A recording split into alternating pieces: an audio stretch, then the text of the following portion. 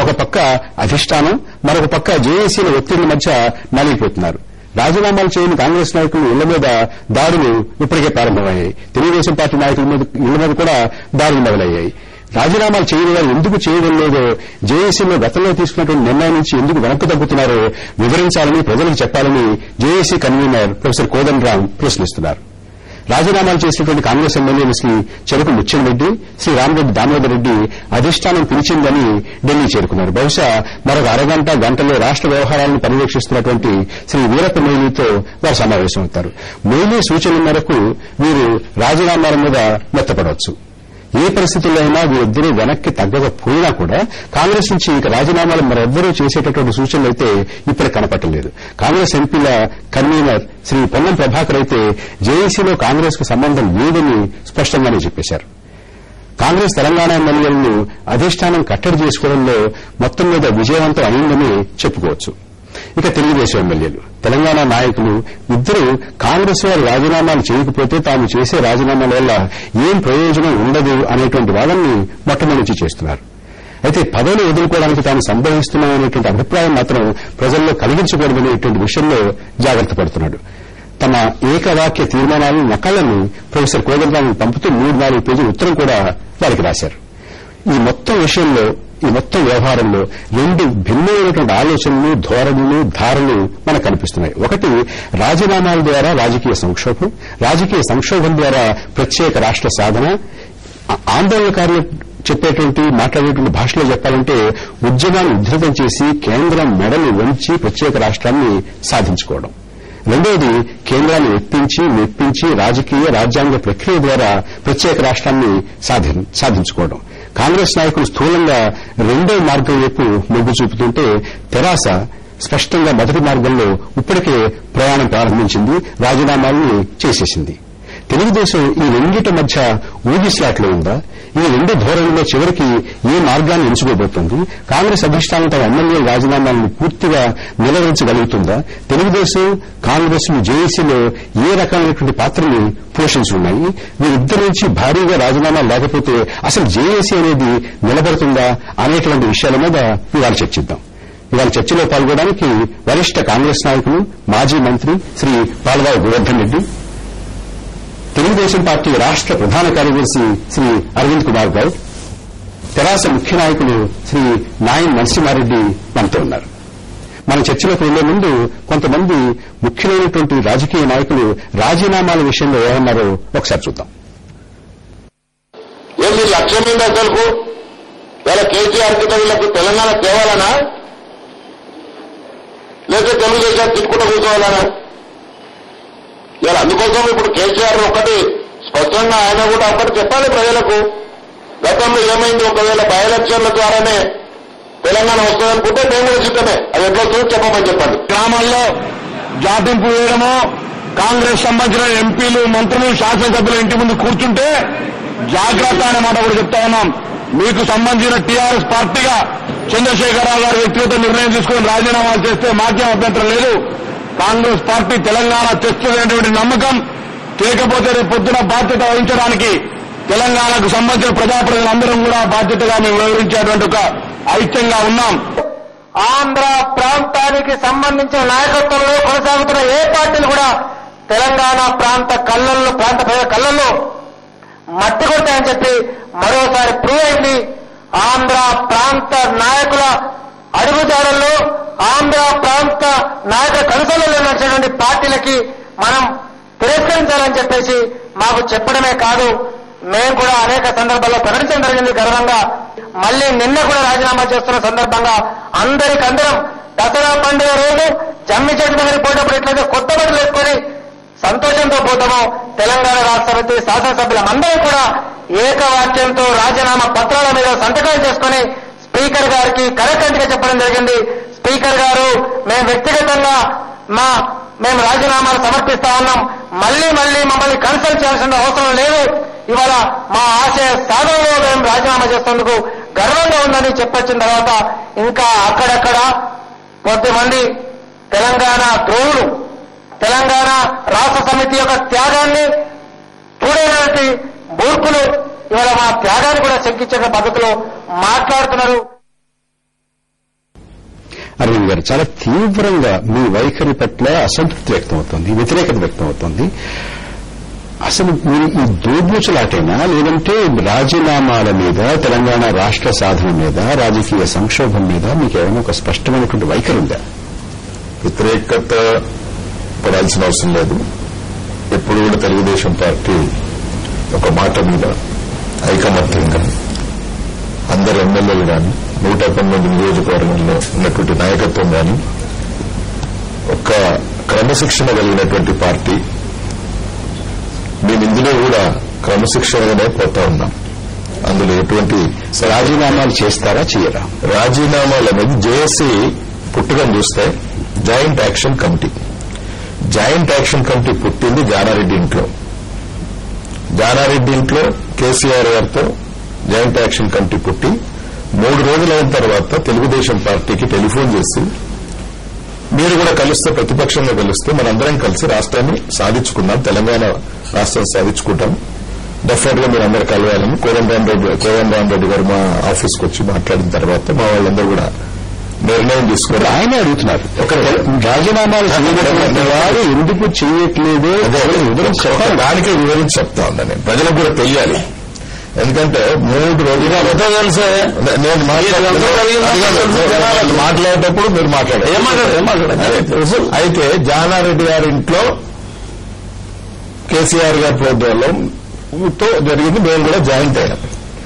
Joint అయిన తర్వాత అది జాయింట్ యాక్షన్ కమిటీ అయినప్పుడు జాయింట్ యాక్షన్ కమిటీ ఎట్లా పుట్టిందంటే అట్లా పుట్టింది జాయింట్ యాక్షన్ కమిటీ. అక్కడ ఎవరు ఉండాలి? టీఆర్ఎస్ కు కొంచెం అనుకూలంగా ఉన్నటువంటి వ్యక్తి కోదండరాం రెడ్డి గారు. ముందటి నుంచి కూడా అతను తెలంగాణ మూవ్మెంట్ లో ఉన్నటువంటి వ్యక్తి. కేసీఆర్ కు కొంత అనుకూలమైనటువంటి వ్యవస్థ. అతన్ని పెడదామనేది ఒక నిర్ణయం జానారెడ్డి గారు చేశారు, తర్వాత కేసీఆర్ గారు చేశారు. ఓకే, పెట్టిన తర్వాత అక్కడ ఒక నిర్ణయం జరిగింది. అంటే 9th తర్వాత అక్కడ ఉన్నటువంటి ఆంధ్రప్రదేశ్ నాయకులందరూ కూడా రాజీనామా చేసిన తర్వాత మనం కూడా 23 తర్వాత రాజీనామా చేద్దాం, అందరం కలిసి చేద్దామనేసి జానారెడ్డి గారు, దామోదర్ రెడ్డి గారు, తర్వాత కేసీఆర్ గారు, తర్వాత మా తరఫున ఉన్నటువంటి నాయకులు కూడా అందరూ కలిసి తీసుకున్నటువంటి నిర్ణయం. మనందరం 119 నియోజకవర్గాలు 1-2 పార్టీలు రాకున్నా పర్వాలేదు. ఆ 119 నియోజకవర్గాలను అందరం కలిసి ఎంపీలు గాని, కేంద్ర మంత్రులు గాని, రాష్ట్ర మంత్రులు గాని మొత్తం ఏకముఖంగా మనం రాజీనామాలు సమర్పించి మనం ఈ యొక్క కేంద్రం మీద ఒత్తిడి తీసుకొచ్చి రాజకీయ సంక్షోభాన్ని క్రియేట్ చేసి రాష్ట్ర సాధన గురించి ప్రయత్నం చేద్దామని ఒక జాయింట్ యాక్షన్ కమిటీ ఉన్నట్టు యాక్షన్ కమిటీ తీసుకున్నటువంటి నిర్ణయము. అందులో ఉన్నటువంటి పెద్ద జాయింట్ ఏది? ఎవరిల్లది? జానారెడ్డి గారు ఉన్నారా? ఆయన ఏం మాట్లాడుతున్నాడు? ఆయన ఏం మాట్లాడాడు? ఆయన అసలు రాజీనామాలో చేయొద్దంటాడు. దామోదర్ రెడ్డి గారు పాపం ఏంటంటే ఆయన రోజు పోయి నాగరాజ యూనివర్సిటీ అక్కడ యూనివర్సిటీలో షో మీద ఒట్టున్నారు. పాపం ఆయన కమిటెడ్ గానే ఉన్నారు. అందులో ప్రాబ్లం లేదు. ఎక్కడ కూడా జాయింట్ యాక్షన్ ఇప్పుడు మేము సాధించాలి. నెక్స్ట్ మా దగ్గరికి కాంగ్రెస్ వాళ్ళతో ఎవరు మాట్లాడరు, కాంగ్రెస్ వాళ్ళని ఎవరు తిట్టరు, అంటే ఏ పార్టీ వాళ్ళు తిట్టరు. వాళ్ళు రాజీనామా చేసుకోవాల్సిన పెద్ద జాయింటే వెళ్ళిపోయింది. వాళ్ళు కేంద్ర ప్రభుత్వాన్ని ఒత్తిడి తీసుకురావాలంటే అక్కడ ఉన్నటువంటి ఎంపీలు గాని, కేంద్రంలో ఉన్నటువంటి ఎంపీలు గాని, లేకుంటే కేంద్ర మంత్రులు గాని, ఇక్కడ ఉన్నటువంటి మంత్రులు గాని, ఇక్కడ ఉన్నటువంటి ఎవరున్నారు కేంద్రంలో ఉన్నటువంటి కాంగ్రెస్ పార్టీ ఉంది. వాళ్ళకి ఎఫెక్ట్ అయితే గానీ మనకు తెలంగాణ రాదు. అలాంటప్పుడు జాయింట్ యాక్షన్ కమిటీ నిర్ణయం తీసుకుని జాయింట్ నుంచి వెళ్ళిపోయిన తర్వాత కేవలం ఒక పార్టీని టార్గెట్ చేస్తూ రాజకీయ లబ్ధి గురించి ఆలోచిస్తున్నటువంటి ఒక పార్టీతో రేపు ఇక్కడ ఒక్క మాటలో చెప్పాలంటే కాంగ్రెస్ పార్టీకి చెందినటువంటి ఎమ్మెల్యేలు, ఎంపీలు రాజీనామా చేయకపోతే మీరు చేయాలంటారు. రాజకీయ సంక్షోభం తీసుకురావటానికి జాయింట్ యాక్షన్ కమిటీ నిర్ణయాన్ని మేము ఎప్పుడు కూడా ఈ రోజు కూడా మేము ప్లేన్గా 3 ఏకవాక్య తీర్మానాలు ఎందుకు పంపించామంటే మేము వెనకపోతలేము, మేము మీ నిర్ణయం మీద ఆధారపడి ఉన్నాము. జాయింట్ గా తీసుకున్నటువంటి నిర్ణయం కోదండరాం రెడ్డి గారు కానీ ఎవరైనా కానీ మీకు అధికారం ఉండాలి. ఇప్పుడు మీరు ఇక్కడ మాట్లాడుతూ ఉన్నారు, మీరు మా ముగ్గురిని కంట్రోల్ చేస్తా ఉన్నారు. కంట్రోల్ చేసినప్పుడు ఎవరైనా చెప్పిన మాటకు తప్పదు మీరు కంట్రోల్ చేయాల్సిన పరిస్థితి మీకు ఉంది కదా. మేము ముగ్గురే కలిసి మీకు అధికారం ఇచ్చాం. మీరు కాంగ్రెస్ పార్టీ వాళ్ళను మీరు ఎందుకు చేయిస్తలేరు? మీరు చేయించండి, ఇగో మేము రెడీగా ఉన్నాం అనే పంపించాం. నరసింహారెడ్డి గారు, మీరు ఆమోదయోగ్యంగా ఉందా ఈ వాదన? కానీ ఈ మాట ఇవాళ కొత్తగా చెప్తున్నటువంటిది కాదు. మొట్టమొదటి నుంచి తెలుగుదేశం పార్టీ ఇదే మాట మీద ఉంది. కాంగ్రెస్ చేయకపోతే ఉప ఎన్నికలు వస్తాయి తప్ప రాజకీయ సంక్షోభం రాదు. అంచేత మా రాజీనామాలు కూడా కావాలంటే కాంగ్రెస్ చేతి చేయించండి, కాంగ్రెస్ చేయాలి అని అంటున్నారు. అట్లల్లే మొదటి నుంచి జేసీలో నేనున్నా కదా, నేను జేసీ మమ్మల్ని అట్లల్లే అందరూ కలిసి రాజీనామా చేయాలి. ఎందుకు చేయాలన్నారు? డిసెంబర్ 9th రాష్ట్ర ప్రక్రియ ప్రారంభిస్తాను చిదంబరం అనౌన్స్ చేయగానే సీమాంధ్ర నాయకులు మొత్తం రాజీనామా చేసి ఆ నిర్ణయాన్ని మళ్ళా తిరగదోడగలిగినారు. 23 తారీఖు మళ్ళా స్టేట్మెంట్ ఇప్పేయగలిగినారు. అంత బలమైనటువంటి రాజీనామాలతోటి వాళ్ళు నిర్ణయాన్ని కేంద్ర ప్రభుత్వం నుంచి చేసిన నిర్ణయాన్ని మీరు మార్చగలిగిండ్రు. అందుకొరకే మనం కూడా వాళ్ళు శ్రీకృష్ణ కమిషన్ ఒకవేళ మనకు అనుకూలంగా రాకపోతే మనం కూడా రాజీనామా చేసి దీన్ని మనం మార్పిచ్చేయాలా. అక్కడ విద్యార్థులు బలైపోతున్నారు. వాళ్లకు కాన్ఫిడెన్స్ కలగాలంటే మనం రాజీనామా చేస్తే మేము బలిపీఠ మీద మేమెక్కేదని అడుగుతున్నాం, మేము సాక్రిఫైస్ చేస్తాం, మేము చావద్దని చెప్పడానికి రాజీనామాలు చేయాలని చెప్పని డిస్కషన్ అయింది. ఈ డిస్కషన్ ప్రకారంగా కాంగ్రెస్ పోయింది. కాంగ్రెస్ మోసం చేసింది. మరి మీరు కూడా మోసం చేస్తారా చెప్పండి. తెలంగాణకు మీరు కూడా మోసం చేయదలుచుకుందా? మేము కాంగ్రెస్ కోవాలి కలవదలుచుకుందా? కలవండి. అది చెప్పండి ఓపెన్ గా. కాంగ్రెస్ మోసం చేసిందంటారా? మరి రాజీనామా చేస్తూ వెనకపోతే ఏమైనట్టు? జనారెడ్డి ఏమైనట్టు? అక్కడ 18వ తారీఖుకి నేను రాజీనామా చేస్తాను. జేఏసీ మీటింగ్ లో కాంగ్రెస్ వాళ్ళు అన్నారు, మేము 18వ తారీఖు టీఆర్ఎస్ నిర్ణయం తీసుకుంటే మేము ఎట్లా వస్తాము, మాకు రాష్ట్రంలో కేంద్రంలో ప్రభుత్వాలు ఉన్నాయి, మాకు టైం కావాలన్నారు. 25వ తారీఖున 2 గంటలు చర్చ అయిన తర్వాత రాజకీయ నాయకులతోటి 2 గంటల తర్వాత 28వ తారీఖు నిర్ణయం అయింది. 28వ తారీఖు నాడు నిర్ణయం తీసుకోవాలంటే ఈ ఇప్పుడు మన ఢిల్లీ పోయిన ఎమ్మెల్యే దామోదర్ రెడ్డి గారు వీళ్లు పోయి ఢిల్లీ పోయి వచ్చి మేము సోనియా గాంధీతో మాట్లాడొచ్చినాం, కమిటీ ఇస్తున్నారు, అనుకూలంగా వస్తుంది తీర్మానం, మనం తొందరపడద్దు, ఇప్పుడు 28వ తారీఖు రాజీనామా చేయొద్దు అంటే సరే మంచిదని. అంటే మీరేం చెప్తున్నారు? ఈ మొత్తం అంతట్లోనూ కూడా రాజీనామాల మీద వెనక్కి వెళ్లే ప్రశ్న లేదు, ఇప్పుడు కాబట్టి ఎప్పుడుగా చేయాల్సిందే అని అంటూ వచ్చారంట. 100% వీరు అన్నారు, వారు అన్నారు, పాల్వాయి గారు అందరూ అన్నారు. రాజీనామాల విషయంలో మీ వైపు తెలుగుదేశం వైపు మీరు మీ ఇద్దరు దోబూచులు ఆడుకుంటున్నారు అనేటువంటి మాట చాలా స్పష్టంగా వ్యతిరేకతతో చెప్తున్నారు. ఒకటి ఉందండి, కాంగ్రెస్ మోసం చేసిందని నరసింహారెడ్డి అంటున్నారు. నేను చెప్తాను. ఒకటి ఏముందంటే, మేము కాంగ్రెస్ పార్టీ పెద్దలుగా ఎమ్మెల్యేస్ కానివ్వండి, ఎంపీస్ కానివ్వండి, మంత్రులు కానివ్వండి, మేము ఒకటే చెప్పాం, Congress party separate action committee పెట్టుకోవాలి. మీరు అనుకున్నారు జేఏసీ రాదు ఈ విషయం నేను చెప్తున్నాను. కాంగ్రెస్ పార్టీ ఉన్నారు కదా, ఇలాంటి కాంగ్రెస్ పార్టీ తరఫునే ఉద్యమం చేయాలి.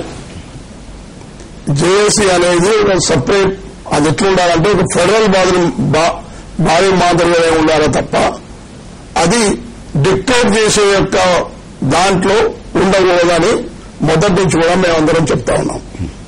మా ఊళ్ళు కొంచెం తొందరపడి కేసీఆర్ గారి ఇంటికి రాగానే మన ఊళ్ళు జేఏసీ అంటే జేఏసీ అనుకున్నారు.